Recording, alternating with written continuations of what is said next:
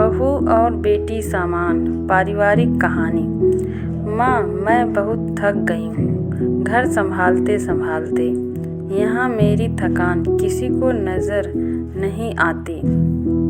कुछ दिन आराम करना चाहती हूँ। सोच रही हूँ कुछ दिनों के लिए अपने मायके आ जाऊँ। आते हुए अपने बच्चों को भी साथ ले आऊँगी। वह वहीं से स्कूल चले जाएंगे। आखिर एक ही शहर में ससुराल और मायका होने का कुछ तो फ़ायदा मिले। नम्रता ने फ़ोन पर अपनी माँ से कहा। पार्वती जी ने दूसरी तरफ से कहा, हाँ बेटा, जब तेरी इच्छा हो आ जाना। आखिर ये तेरा भी तो घर है। ठीक है माँ, तो मैं कल ही आ जाऊंगी। नम्रता खुश हो बोली, हाँ बेटा, कल आ जाओ, मैं तुम्हारा इंतज़ार करूंगी। अभी मैं फ़ोन रखती हूँ, मुझे मंदिर भी जाना है। कमला जी ने फ़ोन रख दिया और सीधे किचन में गई। किचन में खाना बना रही बहू से बोली, अरे अनुपमा, सुनो, कल तुम्हारी ननद आ रही है। आज बाजार जाकर फल, सब्जी और मिठाइयाँ लेकर आना। बेचारी मेरी बेटी ससुराल में नौकरों की तरह काम करती है और उस पर कोई ध्यान ही नहीं देता। यहाँ आएगी, कुछ दिन रहेगी तो उसका मन और तबीयत अच्छे रहेंगे। सास के मुंह से ऐसी बातें सुनकर अनुपमा का चेहरा उतर गया। वह मन ही मन सोचने लगी, काश आपको मेरी थकावट भी नज़र आती। मैं भी दिन रात झाड़ू पोछा, बर्तन, खाना बनाना, मार्केट जाना और हर वह काम करती हूँ जिससे हमारे परिवार वालों को कोई दिक्कत ना हो। काश आप मुझ पर भी ध्यान दे पाती। आपकी बेटी तो जब मन में आता है तब यहाँ आ जाती है, लेकिन मैं साल में एक बार ही अपनी माँ के पास जाती हूँ। तब भी आपको प्रॉब्लम होती है। मैं भी इंसान हूँ, मेरा भी मन है। मुझे भी लगता है अपने माँ के पास जाकर थोड़ा आराम करूँ, सुख दुख की दो चार बातें करूँ, अपना मन हल्का करूँ। भगवान, अब तुम ही कुछ करो ताकि मेरी सास की आँखें खुले और उसे भी मेरी थकावट भी नज़र आए। शाम तक भगवान ने जैसे अनुपमा की सुन ली और उसकी ननद का फ़ोन आया। ननद ने अपनी माँ से कहा कि उसकी सास ने उसे मायके आने के लिए मना कर दिया है, इसलिए इस बार वो नहीं आ सकती। पार्वती जी बोली, ऐसे कैसे मना कर दिया? पहले तो कभी वह तुम्हें आने के लिए नहीं रोकती थी, इस बार भला क्या हो गया? लाओ मेरी बात कराओ। उसे मैं समझती हूँ। नम्रता ने फ़ोन अपनी सास के पास दिया। पार्वती जी ने कहा, नमस्कार समधन जी, आपसे कुछ कहना था। समधन जी ने कहा, कहिए। दरअसल नम्रता कल त्योहार है, इसलिए अपने मायके आना चाहती है।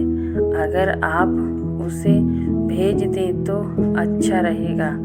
नम्रता की सास ने कहा, देखिए समधन जी, आपकी बेटी मायके जाकर रहे, इस बात के लिए हमने उसे कभी नहीं रोका और इस बात से हमें कोई प्रॉब्लम है भी नहीं। कुछ दिनों पहले मैं अपने रिश्तेदार के शादी में गई थी। वहाँ आपकी बहू अनुपमा की माताजी से मिलने का मौका मिला। उनसे गपशप करने के दौरान उनकी बातों से पता चला कि अनुपमा को साल में एक ही बार अपने मायके जाने को मिलता है और वह भी बहुत कम समय के लिए। मुझे लगता है आपको पहले अनुपमा को उसके मायके भेज देना चाहिए और वह जब मायके होकर आ जाएगी तो मैं नम्रता को आपके पास भेज दूंगी। एक बहुत ज़रूरी बात जो मुझे लगता है आपको समझ लेनी चाहिए कि आपको अपनी बहू को भी बेटी की तरह या बेटी से भी ज़्यादा प्यार देना चाहिए। उसे भी मायके जाने की इच्छा होती होगी। हो सकता है नम्रता के वहाँ आने से उसकी आवभगत करने के लिए आप उसे उसके मायके नहीं भेजती होंगी या फिर वह आपसे कुछ कहने से अभी डरती हो। अगर आप उसको घर में ही कैद रखेंगी तो एक दिन ऐसा आएगा जब वह आपके खिलाफ बोलने लगेगी, फिर वह आपकी सुनेगी भी नहीं और जब चाहे तब अपने मायके जाएगी। ऐसी परिस्थिति आए इससे अच्छा है कि आप ही कुछ बदलाव अमल में ले आएं जिससे आपका रिश्ता और रिश्ते की मिठास खराब ना हो। पार्वती को अपने समधन के हर एक बात में सच्चाई नजर आई। उन्हें महसूस हुआ कि उन्होंने अपनी बेटी के प्यार में अंधे होकर कभी भी अपनी बहू के मन का विचार नहीं किया। उन्होंने हमेशा ही अपनी बेटी को अपनी बहू से ऊपर रखा। दूसरी तरफ नम्रता भी अपनी भाभी के बारे में हो रही इस बातचीत को सुन रही थी। उसने भी रियलाइज किया कि वह कभी भी अपनी भाभी के साथ ठीक से बात नहीं करती और जब जब वह अपने मायके जाती है तो भाभी थोड़ी उदास रहती हैं। पार्वती जी ने अपनी बहू को बुलाया और उसे कहा कि अनुपमा कुछ दिनों के लिए नम्रता नहीं आने वाली है, इसलिए पहले तुम अपने मायके होकर आओ। यह सुनते ही अनुपमा का चेहरा खिल गया क्योंकि यह पहली बार था जब उसकी सास ने सामने से उसे अपने मायके जाने के लिए कहा था। अगले दिन अनुपमा अपने मायके गई और इस बार 1-2 दिन नहीं पूरे हफ्ते भर रहकर आई। अपने माँ बाप से अपने रिश्तेदारों से मिलकर आई और जब वह लौटकर आई तो उसका चेहरा खिला हुआ था। उसकी आंखें चमक रही थी।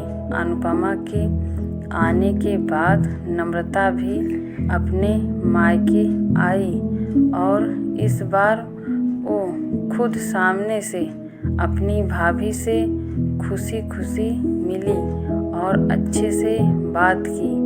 नम्रता ने अपनी माँ से बात करके उन्हें भी अच्छे से समझने में मदद की कि वह कहीं ना कहीं अनुपमा के साथ गलत व्यवहार कर रहे थे।